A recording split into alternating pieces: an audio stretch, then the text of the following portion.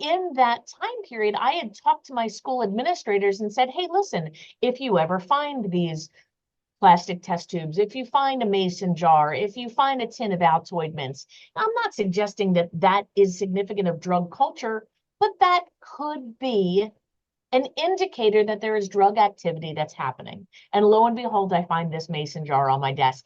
A custodian had found it overnight in a boy's bathroom, and it started the conversation going.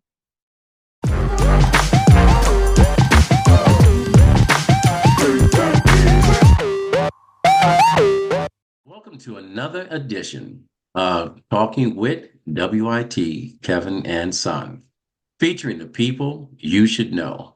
Hi, I'm Kevin McLemore. I am your show host. I'm a four-time published author and award-winning author. My friends call me a wordsmith or a mindset messenger.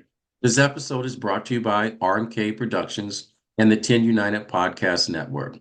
Our mission is to give power to your voice, inspire, share stories and experiences and perspectives using the framework of teaching, learning, and modeling. Our purpose is very simple. It's hope, helping other people every single day. Now, you've heard me say this, and this my opening is more prevalent to this person than anybody else I've had on this show. So when I say whatever your objective is, successful people create a framework around their day-to-day lives that not only enhances theirs, but sometimes they pour into others. As a parent, I have learned what is truly hard about this life, and that is being a parent and being an example to our children. We're trying to get it all right, and many times we get many things wrong, and sometimes we miss some things. My guest here will answer some of those missing pieces. Today's guest, she is a school safety coordinator of Montgomery County, NPA. In her past life, our guest has been a decorated patrol officer in the Juvenile Detective Services, and I may have gotten this wrong, and a school resource officer in Lower Merion and Gwinnett Police. I think I've got that right. Our guest is sometimes a very special person. She has created an educational webinar for parents, teachers, social service providers, and teachers indicating drug use, drug abuse, and as well as poor lifestyle choices among our teenagers. Today's guest will join us on Talking with Kevin and Son, and she'll be talking about her webinar, and that's entitled Hidden, High, and Hammered. And if you stay around long enough, maybe our guest will share a little bit about her latest book, The Missing Pieces. In my opinion, today's guest is one of our greatest assets. She is a trailblazer, a visionary, a champion, and when it comes to the truth of our children, she is our resident expert. Let me welcome to our show, Dr. Beth J. Sanborn. Beth, how you doing? I'm doing really well. Thank you so much. You make me sound so impressive. Well, if you look at your resume and all the other things that you have, you graduated from Wagner University, you have a bachelor's degree in this, you have that. I'd have done a whole 30-minute show just based on your accomplishments.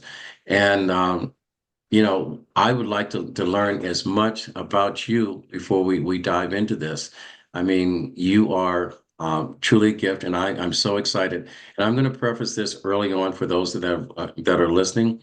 I know that many times when we have law enforcement officers, and I've read some of your comments and your notes and whatever, we want to talk about the disparaging inconsistency about law versus culture. We're not going to have that conversation. We know it exists, it's true, but there's a lot of people like Beth that are doing great things in our community and for our children that they get overlooked.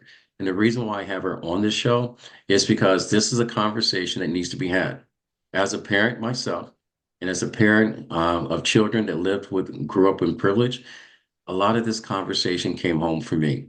And I thought it was very important because there are some missing pieces because as parents, we're busy. And a lot of times we think we're doing everything right when we're doing everything wrong. So when you hear me ask the first question, this is a question that was asked to me by my son, Theo. Theo J. McLemore, probably one of the smartest people that I've known on earth. And he is my hero. Not taken away from any of my other children, but this is a question he asked me. And I'm going to ask you, Beth, Dr. Sanborn. You can answer it either as a mom, you can either answer as the expert that we have on this show. Are you ready? Is my body language giving away that Theo is making me very nervous right now? This is such a simple question, but it's so complicated to answer. It's when your 16-year-old son comes up to you in a heated conversation and he says, Dad, are your children smarter than their parents? That's the question I'm asking you. Are our children smarter than their parents? They have so much available to them. Oh my gosh, they are. Here's why I'm going to say it. Here's why I'll answer it the way I answer it. Can you tell I'm stalling for time too? They have so much available and accessible to them. And yet at the same time, we're forcing them to grow up so quickly. We're almost taking away that opportunity for them to be naive and ignorant, not in a negative component, but just ignorant as to the ways of the world because they're exposed to so much. They have so many tools and they have the benefits of learning from our experiences and our mistakes and our successes that we hope that it helps to guide their path. But are they smarter than we are? In some instances. Listen, Yeah. it's not my first day. I've made some of my own mistakes too. So when my kids try to get away with something, I can tell them I've been there and I've done that. I'm going to say there's no right or wrong answer to that. That's also my politically correct response. But my kids who are 22 and 18 teach me quite a bit every day. Yeah. I tried to answer the question intellectually, and my son told me, he says, Dad, there's only two answers. It's either yes or no. And I said, well, it's a little bit unfair because I have to explain this. And what I was trying to explain to him that every parent's dream and every child's dream is to make a better life for their children than their parents. Now, I don't know about yours. I skipped a couple generations of that learning because I became three times more successful than my grandfather and my father. And so my kids didn't enjoy poverty. They didn't enjoy working and understanding, how to make a dollar and then invest a dollar because we had dollars and they were given dollars without making the investment of why they got the dollars. But I also realized when I thought about this question is that I've watched adults go to concerts and there are a list of rules of things that you're not allowed to bring in to a concert. And I realized looking through your notes, the aerosol cans, the water bottles, the deodorant bottles, and all the other things of all the stuff that weren't supposed to be bringing in to these venues, that adults were doing the same thing as our kids. So we are an example to what our kids learn and what they do. So when you talk about hidden, high, and hammered, are we learning this from the internet? Are we learning this from home? Are we learning it from our classmates? Let's talk about this webinar you created.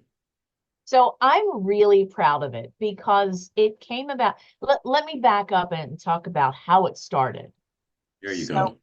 I was a school resource officer, and if you're unfamiliar with that, I was a sworn police officer who was very specifically chosen and very carefully trained to be able to work in a school environment, to be able to police within the walls of a school without contributing to the school to prison pipeline, by building relationships, by having my actions reflect my words. When I tell my students, and they're all my students, they will always all be my kids.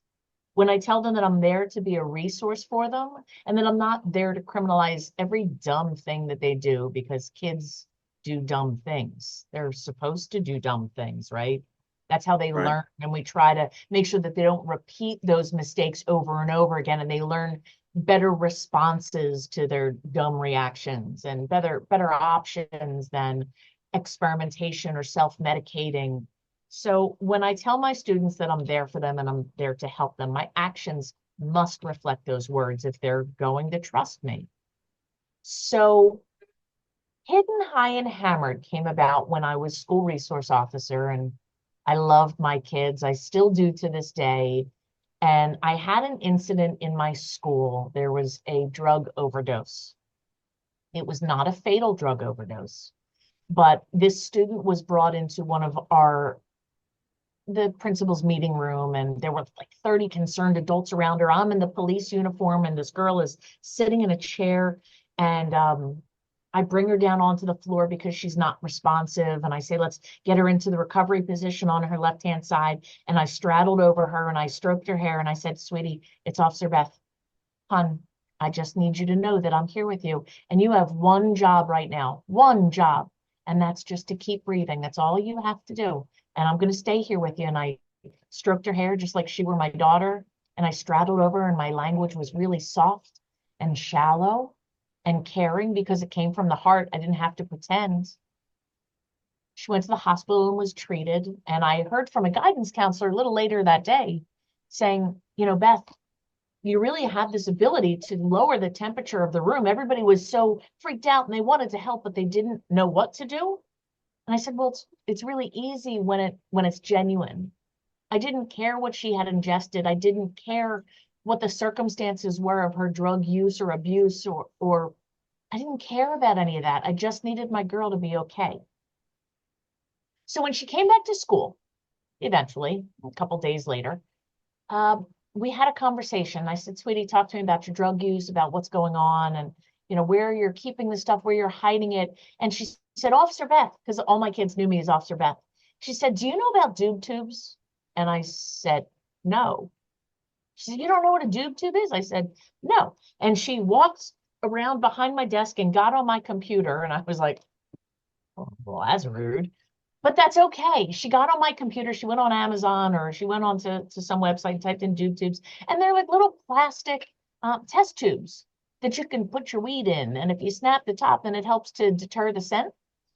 And then she says, if you put that like in a mason jar and you close the mason jar, then that's two different ways that it hides the scent of the weed, from the tube itself and then from the jar. She says, and if you've got really nasty weed that smells bad, you could put like a tin of Altoids mints in there. So now you've got the mint that's trying to mask the scent as well. And I looked at her and I was like, you've got to be kidding me. There's a lot of thought that went into this.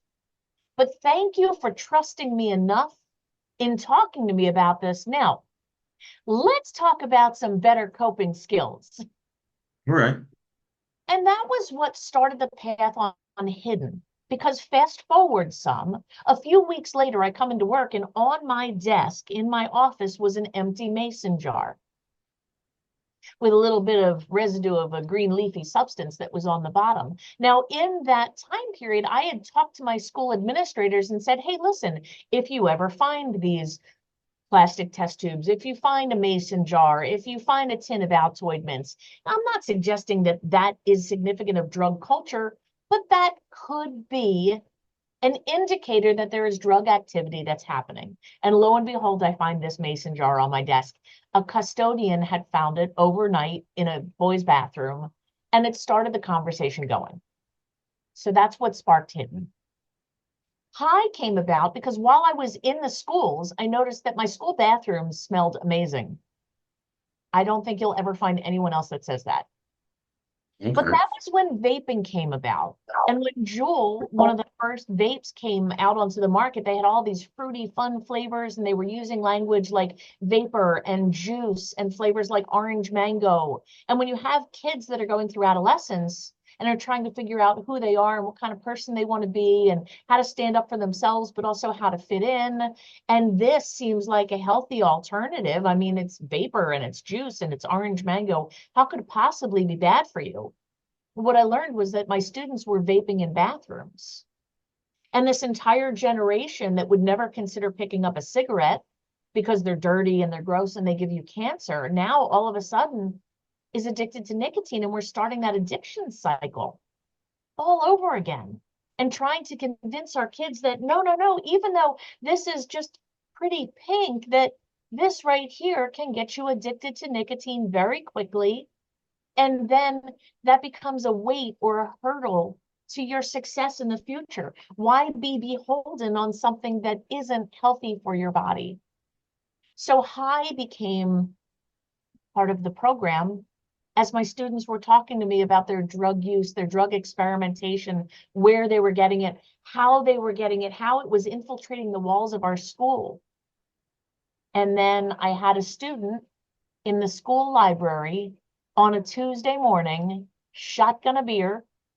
His friends videotaped it, put it on Instagram. It didn't take very long for my students to send it to me. And I looked at him, I was like, really? This is what we're doing in school? How long did you think it was going to take for me to find out? So I was at home that night talking to my own children. And I said, listen, guys, like I have this hidden portion of the program. I have this high portion of the program. I said, I want something that talks about alcohol consumption that starts with an H. And my 14-year-old daughter, she was 14 at the time, shouts out, hammered.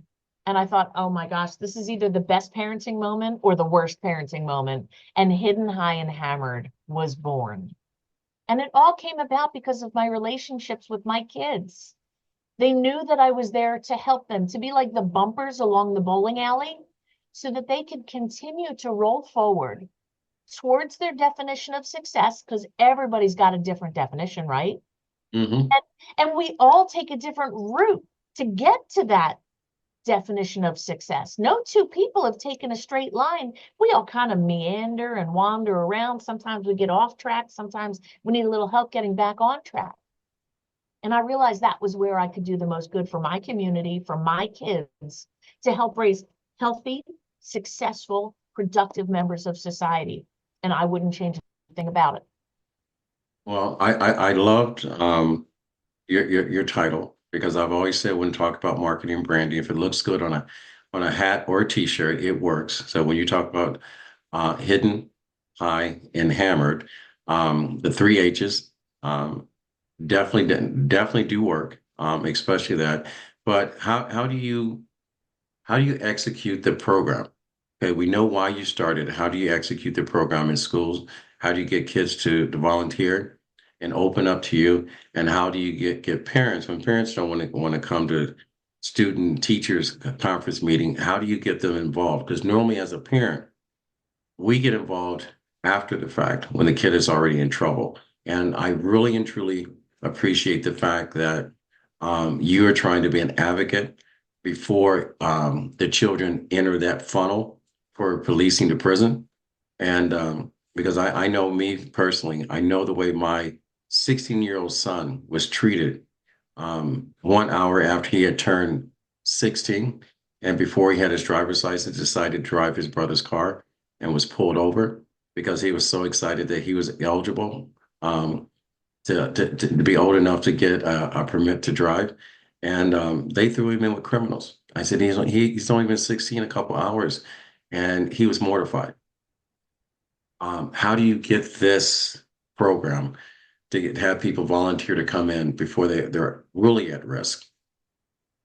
Well, you pose a lot of different things that I could touch on right there, and I would love to go back to some of those. But to answer your question specifically about the program, this program is adults only, 21 and over. So I go into schools and I educate school staff and administrators, coaches, anyone who's a stakeholder in kids' lives, as well as in the evening parent programs. And I think the thing that's different about my program is that it's hands-on and interactive. I bring it all with me. I bring drug packaging. I bring live drugs. I bring alcohol. I bring all of this stuff with, so that if you're going to invest your time, it has to be worth it.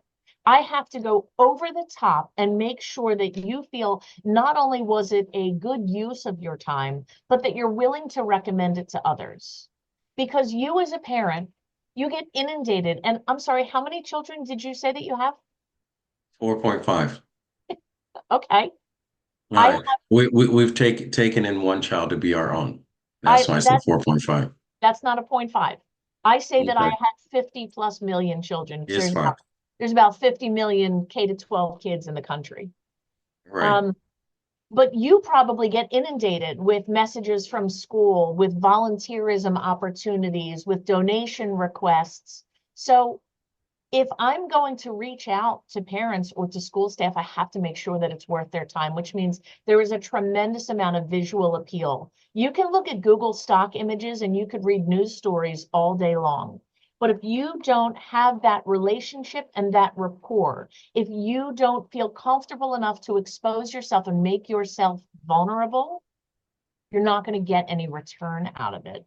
So within my community, because I made myself vulnerable to my kids, because I told them that I would be there for them 24 hours a day and my actions reflected that. Because by the way, my whole school community, they all had my cell phone number. And I said, if it's 3 o'clock in the morning, and you're feeling alone or stressed, you can call or text me. You'll wake me up, but I'll answer you.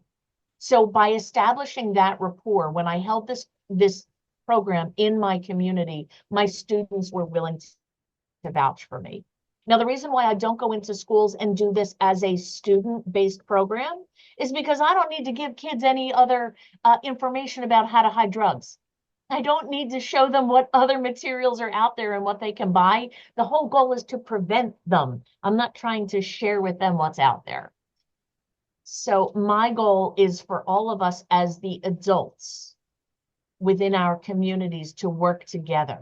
I stress the importance of communication, that just because I was wearing a police uniform doesn't mean that I'm out to jump out from behind a bush and scare you or startle you or arrest your 16-year-old kid for driving without a license or a licensed driver in the car. That goes so very much against how we're trained and what our ideology is and how we work with people. I almost want to call you a liar because it seems like that couldn't possibly be the case. And yet I know you're not lying. And those experiences not only shape how you view police, but your kids and everyone who hears that story. And that means that I have to work 100 times harder to have 100 more positive interactions to potentially have the chance to offset that one horrific negative encounter. But I'm not going to give up. And I'm going to do 200 instead of 100 to offset that. Well, you're least lucky in the McLemore family is that we have close friends that wear the uniform, and we know that one label is not for everyone. So the biggest thing is, with this program, 50 plus million kids are part of your program that you impact. And the biggest thing that we have is that we have someone like you that personally cares that are putting this program in here. How do the children receive this? Do the children get the message before the parents, or do the parents get confused trying to relay the message or support it? So here's how I explain it to them. It's less important that you recognize the stash devices that hide and conceal. It's less important that you recognize what a vape device looks like. It's less important that you're aware of the packaging. It's more important to recognize the behaviors of our kids. So that's where they're going to get it first. I talk about situational awareness. You know within your family what's the norm. You know who the first one is to wake up, the last one to go to sleep, who leaves the toilet paper roll with one square left, who puts the empty milk carton back in the fridge. You know what's normal for your household and for your community. And I ask people to pay attention to that so they can recognize when something is out of the norm. So when there are changes in our kids' behaviors, in their language, in their dress, in their friend group, in their grades, in the hours that they keep, that they engage in conversation. Because all of those little indicators, any one of them could mean nothing, but it's once you start to combine them together where we could identify a kid who might be approaching a crisis. And the goal is to intervene before that crisis is reached. Because you as a parent get to see your kiddo in one set of circumstances, and you may have that piece to the puzzle. It might be a really big piece, but your kiddo is still acting the way that they want you to see them. And when your kiddos go to school, they act in a different way based on how they want their friends to see them and how they want their coach to see them and their teachers to see them and their religious figurehead to see them. So everyone has a little piece of the puzzle, but it isn't until we communicate with each other and we talk and we put those puzzle pieces together that we can really get a clear picture of a kiddo so that we can potentially intervene before that crisis is reached. So who sees it first? It depends. We all know each other well enough, but only with what we choose to share about ourselves in that moment. I'm choosing to show myself as a professional, as an honest, caring person who's invested in my kids and the kids across the country. I'll tell you, I am a terrible housewife. I don't cook, I don't clean. There are piles of dirty laundry all over my house. But I'm not sharing that part because I don't want you to see that part. Now, if my husband came on, he'd be like, she's terrible. She doesn't cook, she doesn't clean, there's piles of dirty laundry everywhere. So what I'm getting at is that we all have different facets of our personality, and it's so important that we work together so that we can uncover all of those different facets. Because I don't want a kid to be approaching a crisis and feeling like they have no one to talk to. Nobody understands them. Nobody will listen to them. Nobody hears what I have to say. And that's dangerous. Beth, you've given a lot of information. If not for anyone on that's listening to this podcast, but you've opened my eyes on conversations and techniques on how to apply and open up my ears to listen. How do people get in touch with you? Oh my gosh, I'm an open book and kind of like a 13-year-old girl with my cell phone. It's always next to me. I'm easily accessible on social media, on LinkedIn and on Facebook, but the easiest way is through email, bethjsanborn.com. I'm happy to spell out my last name. Don't you add any extra fancy letters to my name. It's just Sanborn. And I'm happy to provide my cell phone number as well. I don't know if this is the particular venue right Go ahead and now. do it. Go ahead and Well, do it. my cell phone number is area code 215-527-7620. I communicate by text, by meme, by GIF, whatever. I'm fun, I'm accessible. If you have problems or need help with your kiddos, please reach out. If I can't help you personally, I'm going to make sure that I can connect you to a resource in your particular area because everyone deserves to have a team fighting for your kids. There's no kids who are not worthy of a team supporting them. Now, I'm going to ask you this because this is one of the missing pieces. At least I know when I speak, I always talk about the power of your words and actions behind each of your words. A lot of times, kids don't feel like they can talk openly and honest with their parents because children need to understand parents are carrying a much heavier load than my parents carried before me. They get tired, they get frustrated, and they need a break. And when they have to come home and deal with your problems, they get overwhelmed. And a lot of times, as parents, we do not respond well when we don't know how that answers. We're not honest with our kids with how we answer, and we're not professional listeners like most people, like yourself, and people that do podcasting. How do you address it when a kid comes to you and says, I can't talk to my parents and drugs are becoming an issue and they want to get ahead of it before it gets a hold of them? How does the program work for that individual that doesn't want to bring their parents involved? That's okay. We've all been there before, where we've had something that's been troublesome or bothersome and not really know who to talk to. The first thing that I say, first and foremost, is thank you. Thank you for trusting enough to come to talk to me. You're right to trust me. However, there are some things that I can't keep to myself. And ultimately, we have to work together. Oftentimes, I'll ask the kiddo if they would feel more comfortable with my sharing their story. because that way they can talk to me. It's a safe, comforting environment. And I'll tell you some of the little things that I would do to break down some of those barriers to communication. But oftentimes, if they're comfortable enough to talk to me, I'm willing to take on the uncomfortable conversation and relay that to other people who can help, whether it be a guidance counselor or a school administrator or their parent. And I'm willing to do that because if that's what it takes to get a kiddo help, then that's what I'm willing to do. I'm going to seed you with one really important nugget and a fantastic question that I hope all of the parents out there listen to, because this is a little diversion here, but it's important. In a moment when your kid isn't in crisis, when things are fine, you're just having a good old day, a good old conversation, you're doing whatever it is that you do as a family. Ask your kiddo who they talk to. Who's the first person they tell when something good happens? And keep that information. Store that nugget in the back of your brain.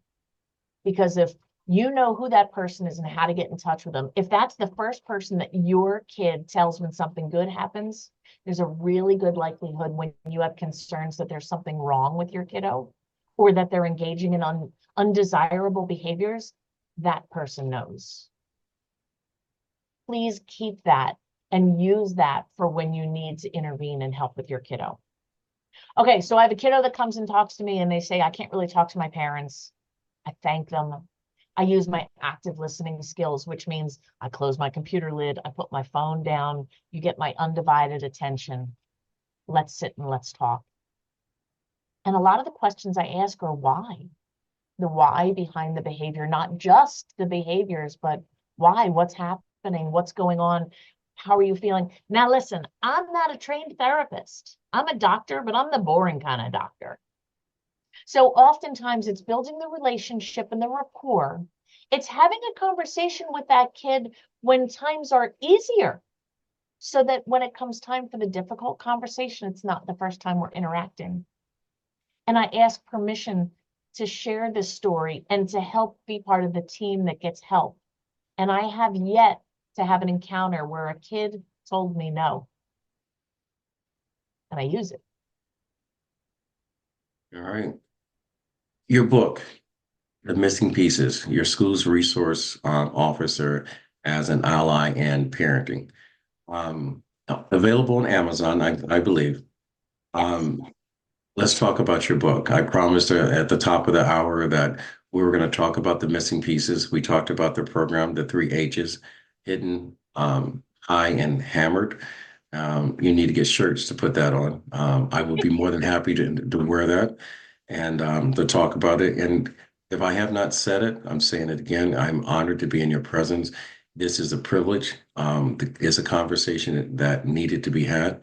And I just want to say thank you in advance. So let's tell us about your book. Author, that's huge. I'm so excited. So when I became a school resource officer, I think I walked into the school building in January of 2015. So mid-school year, there was already a flow going on. There had never been a police officer walking through the hallways. I was the first. Ooh. So I'm walking through the hallways, getting my bearings. By the way, I was not overly popular in high school. I'm still incredibly insecure about my looks, my body shape, my intelligence. I'm insecure about everything. Let's be realistic. So I come walking through the school and I'm like, I don't know what to do with my hands. My hands are so handsy. How do I stand? What do I do? And I'm walking through the hallways of my high school. And two girls are walking towards me. And let me see if I can set the stage from bottom to top. They're both wearing Uggs, black leggings, a cute top, carrying Starbucks drinks. And as I'm walking towards them, and I'm in a traditional police uniform, they go, hands up, don't shoot. And I had a decision to make in a very short amount of time. How am I going to handle this? I could take an aggressive adversarial stance. I could use it as a teaching moment.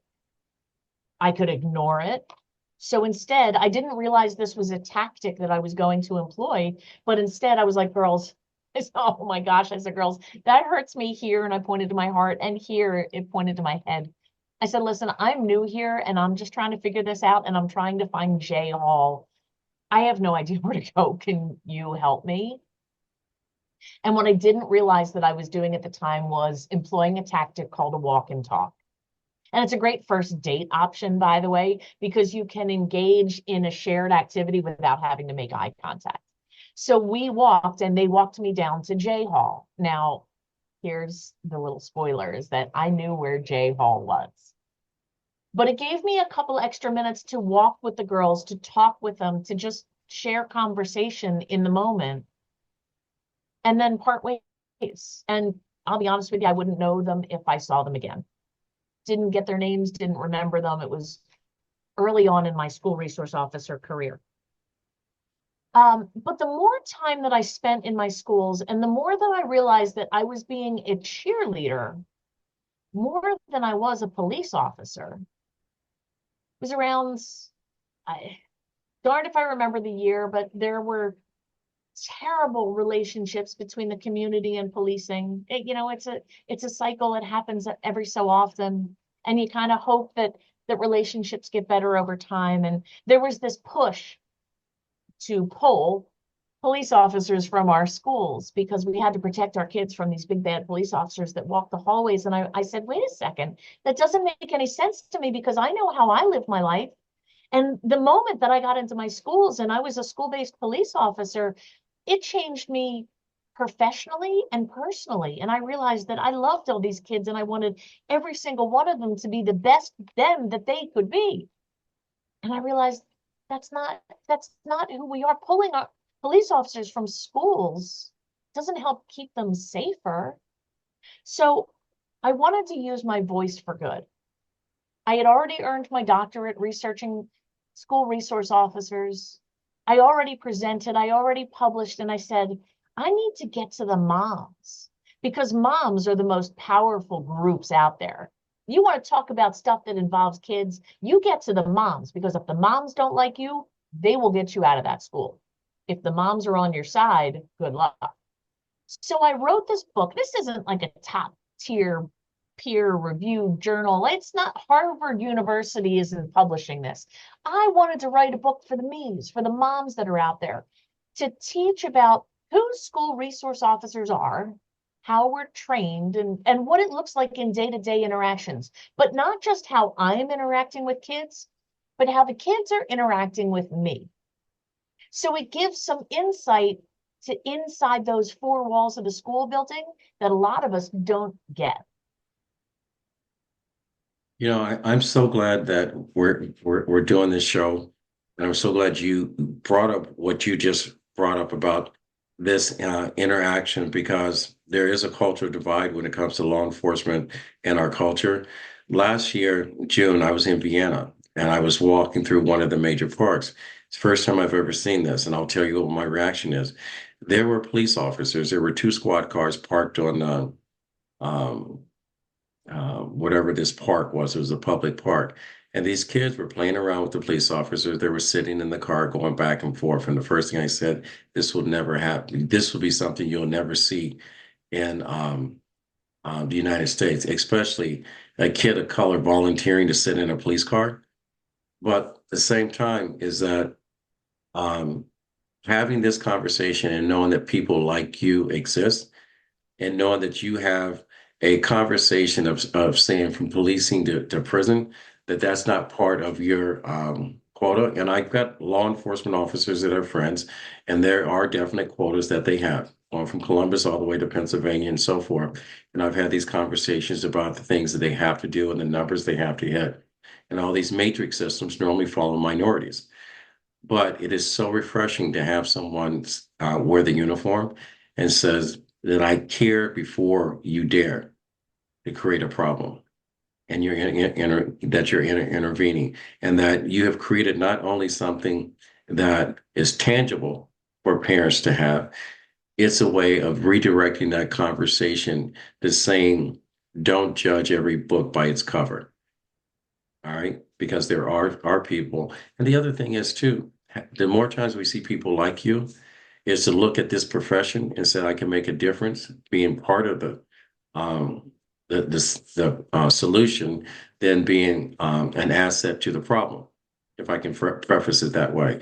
I am so grateful that you do this. Where can we get your book? So my book is available on Amazon, and I'm really excited to share. I don't know if I told you this already, but my second book will be coming out soon, hopefully in about a month or two, as soon as I can get off my hiney and finish things up. But the first book is called The Missing Piece: Your School Resource Officer as an Ally in Parenting. The second book, I believe, is going to be called Piecing It Together: School Resource Officers as Allies in Education.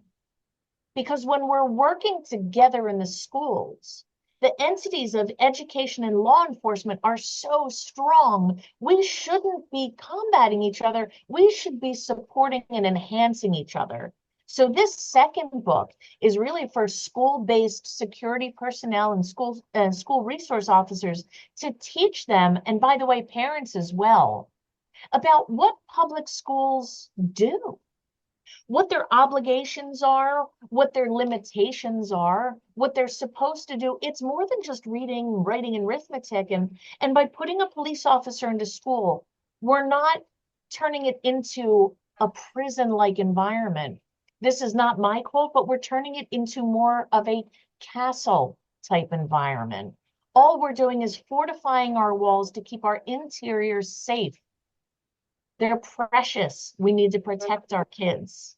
You know, it's funny, Kevin, if I could go back to something that you had mentioned earlier about like the divide within our communities, Go something ahead. that was really important for me to address when I walked into my schools is that, you know, coming from a Jewish suburban Philadelphia household, we were taught police officers are our friends. If you're scared, if you're in trouble, go to your police officer.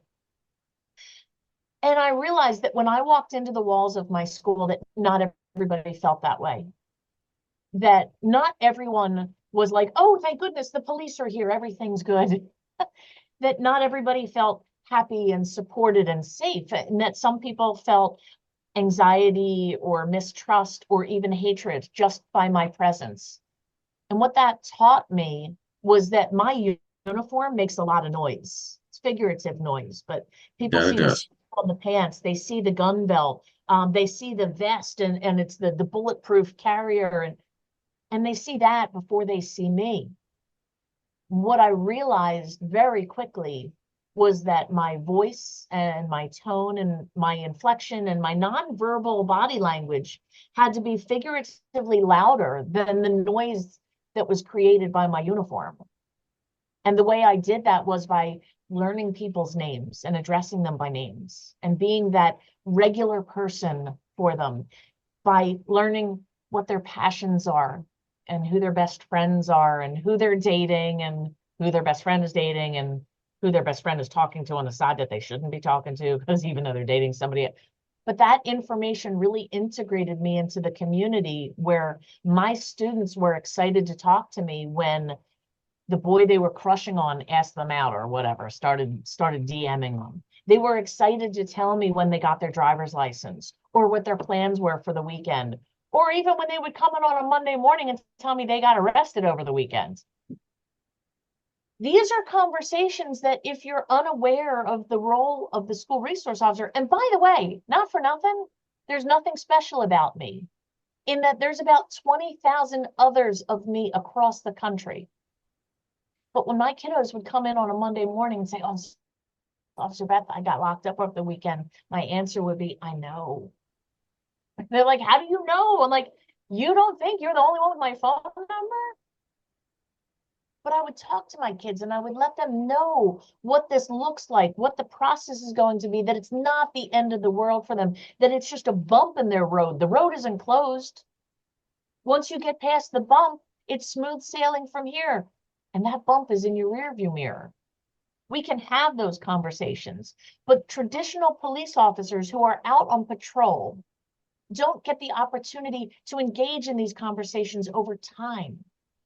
The best part about being a school resource officer is that I get time with my kids, 180 days, so that we can share experiences, so that they can play with the best fidgets that money can buy that were on my desk for them when they wanted to come in and de-stress. That I always had candy, and I always had beverages, non-alcoholic, but like water and fun seltzers and other things that they could come in and they could get from me. And if they needed time to decompress, instead of telling their teacher, instead of screaming at them and yelling a profanity and flipping over a desk, they could come out of class and come hang out with me.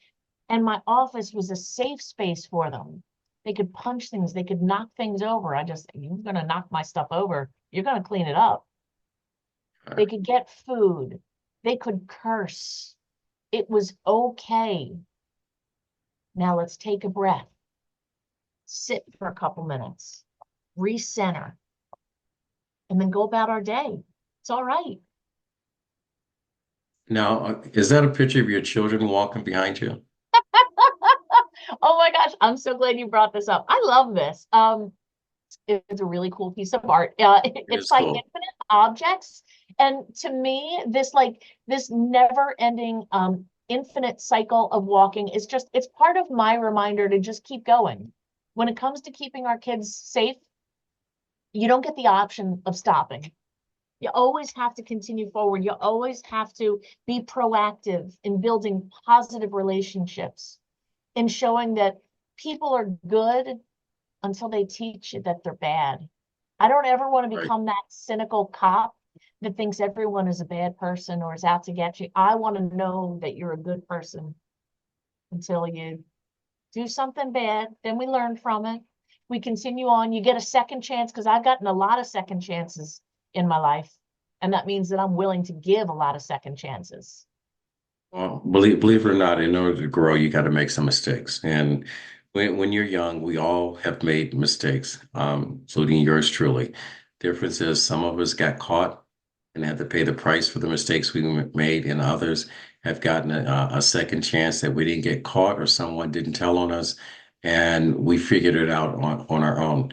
Now, the most amazing thing is, and I'm going to ask you to repeat how to get that thing back there because I like it. Because when I speak, I bring a brick on stage, and I always place the brick on the podium. And most people are so fixated on the brick, they always ask why.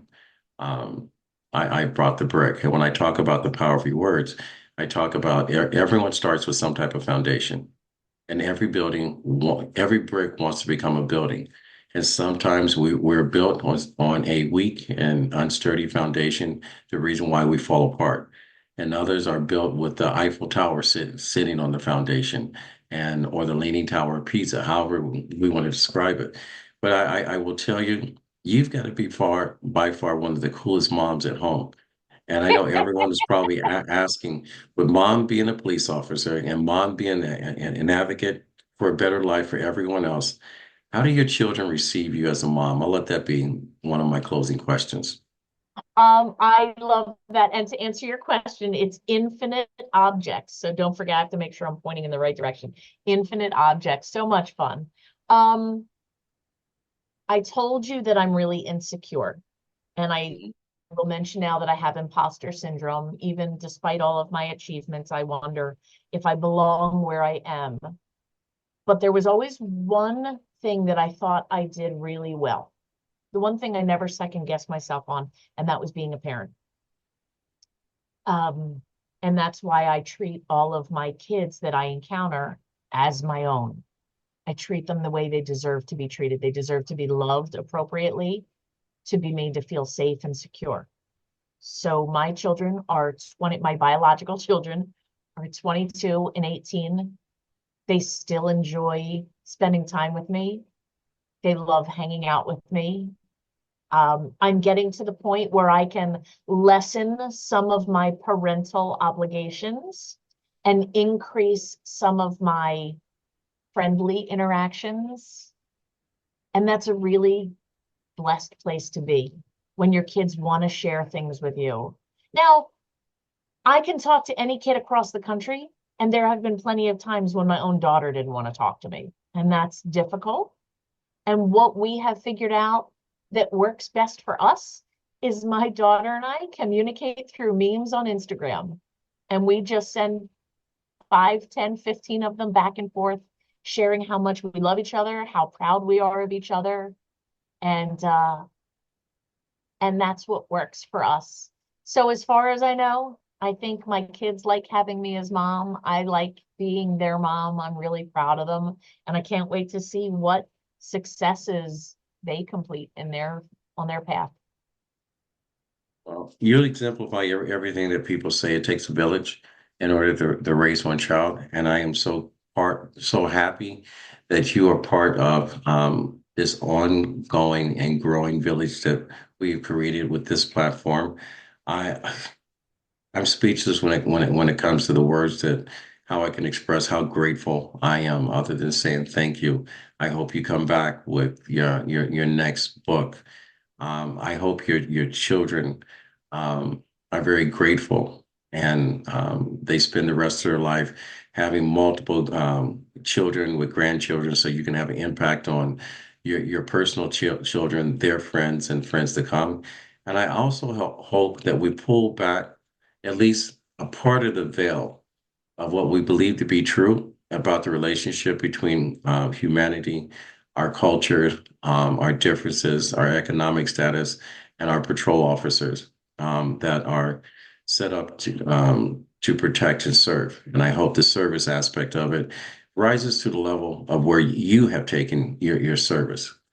Um, so like I said, I'm speechless. I'm far from perfect. And unfortunately, I have to say, I wish the story that I shared with you was not true. But it's the reality in my community, and that's something we live with. But I also know that the reality in my community, if you're going to be an example of the conversation that you are having, you've got to exceed expectations by 10. And that's the reason why I do this show, is because now I can control the narrative of the conversations I have, and I can support the programs that support programs that I believe in. And I appreciate you supporting it.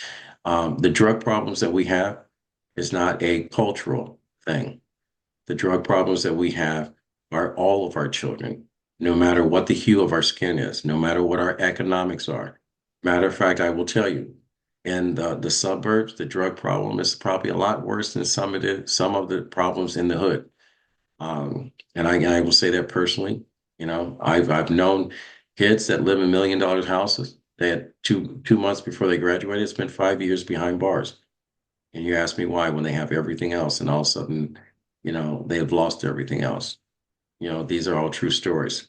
So, Beth, is there anything that you want to leave with our listeners and you want them to take away before we go to the next time?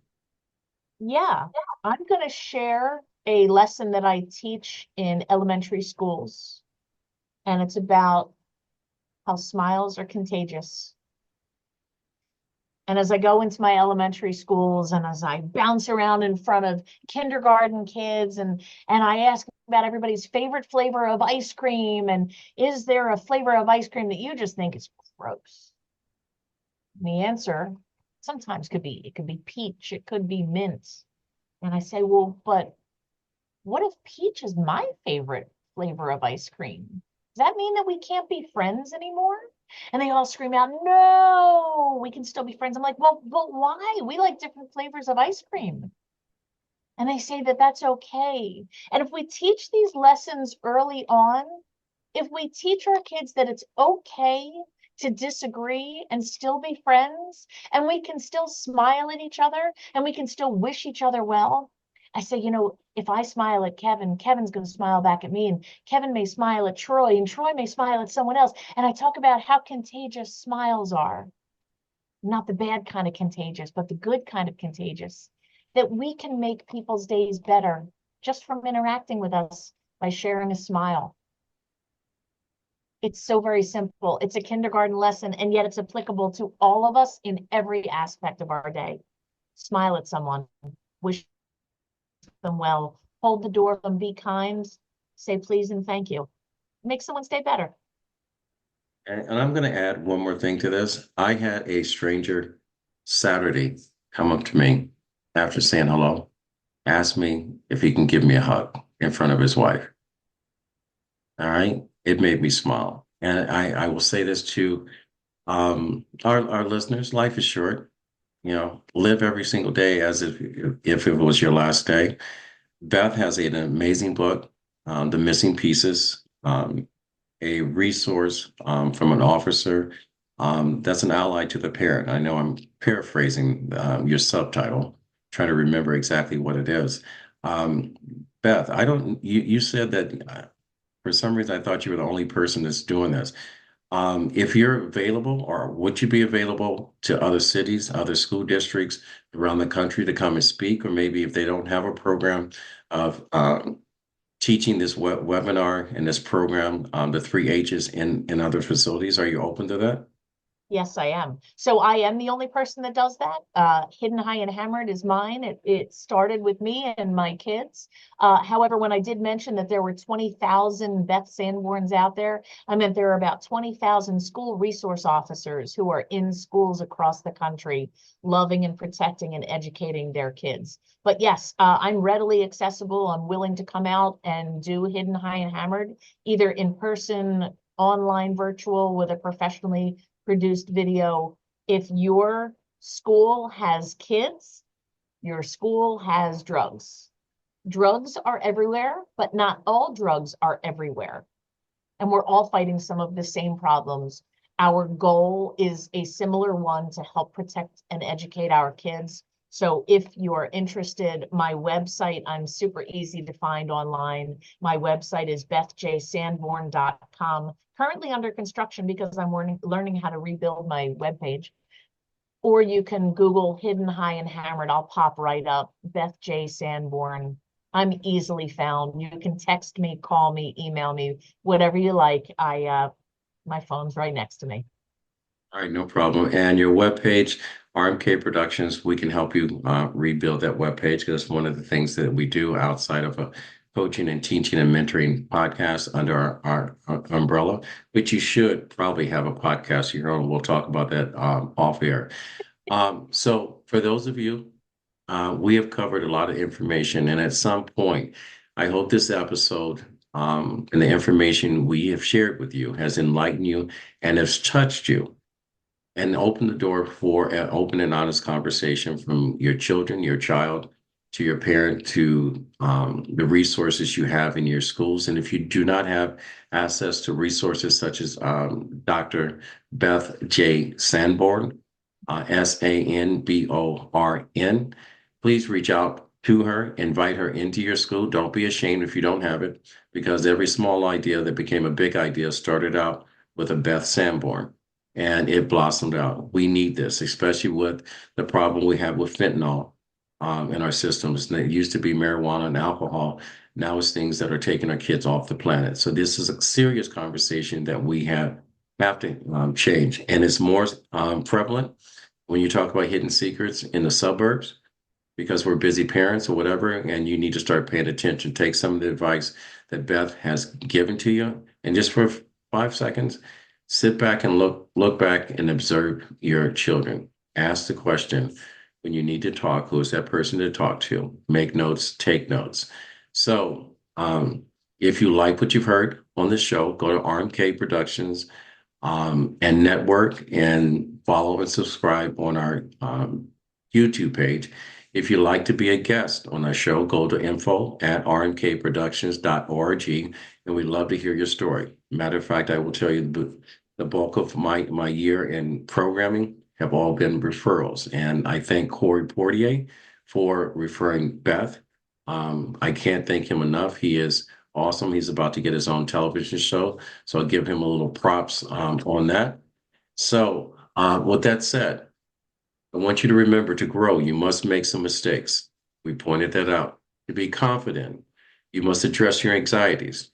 To forgive yourself, you must hold yourself accountable. And to learn, you have to unlearn some stuff. And to exist, you must show up more like my guest today than you did yesterday. Understanding the power of your words. My grandfather always said, when you get to a point in life you want to help someone else, or you can help someone else, he said it's your duty to do so. He said, reach one, teach one.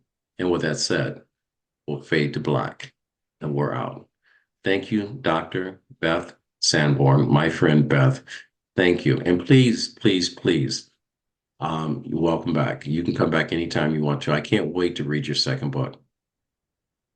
Thank you so much. This was amazing. Thank you. Thank you. You were amazing. And to our listeners, until next time, talking with WIT, Kevin and Son. We're out.